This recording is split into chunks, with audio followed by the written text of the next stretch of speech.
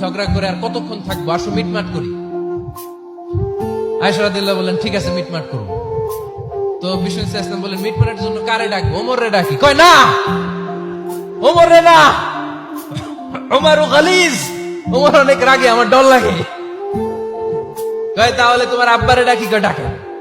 কি খুশি, মেয়েদের মধ্যে অভ্যাসটা আছে না নাই? তাহলে তোমার আব্বারে ডাকি। ডাকেন। ডেকে নিয়ে আসা হলো। আবু বকর রাদিয়াল্লাহু তাআলা আনহু দাঁড়ালেন, আম্মা জান আয়েশা দাঁড়ালেন, বিশ্বনবীও দাঁড়ালেন। বিশ্বনবী বললেন আয়েশা তোমার আব্বা আসছে, এবার ঘটনা খুলে বলার পালা, তুমি বলবা নাকি আমি বলবো? আম্মা জান আয়েশা বললেন আপনি বলেন, তবে ওয়ালা তাকুল ইল্লা হাক্কান, যেটা ঘটছে ওইটাই বললেন, মিথ্যা কথা কইেন না। আবু বকর রাদিয়াল্লাহু তাআলা রেগে মেগে আগুন। কি এই কথা তুমি কেমন করে বলো? বিশ্বনবীকে মিথ্যা কথা কখনো বলবে? রেগে মেগে দিলেন মেয়ের গালে এক চড়। বানিয়ে বলতেছি না, মুসনাদ আহমদ ইবনে হাম্বলের হাদিস। বাবার হাতের থাপ্পড় খেয়ে আম্মা জান আয়েশা উল্টে বললেন। সাইয়েদনা আবু বকর রাগে গড়গড় করছেন, আবার মারার জন্য তেড়ে গেলেন। এবার বাঁচার জন্য আম্মা জান আয়েশা বিশ্বনবীর পিছনে যে আশ্রয় নিলেন, বিশ্বনবী বাঁচানোর জন্য দুই হাত মেলে দাঁড়িয়ে গেলেন। পড়েন সুবহানাল্লাহ।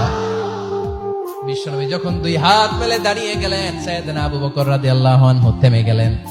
সাইয়েদনা আবু বকর রাদিয়াল্লাহু তাআলা আনহু ঘর থেকে বের হয়ে বারান্দায় দাঁড়ালেন। পড়েন সুবহানাল্লাহ।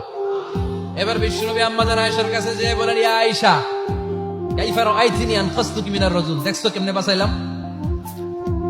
আমি না থাকলে ভর্তা বানাই ফেলতো আজকে। আমি বাঁচাইছি তোমারে, আমি, আমার লগে ঝগড়া করো তুমি। লজ্জায় পড়ে আম্মা জান আয়েশা খিলখিল করে হেসে দিলেন, বিশ্বনবীও হেসে দিলেন। দুইজনের হাসির মধুর আওয়াজ শুনে সাইয়েদনা আবু বকর বাইরে থেকে অবাক, কিরে এতক্ষণ না ঝড় তুফান, এখন দেখি হাসি।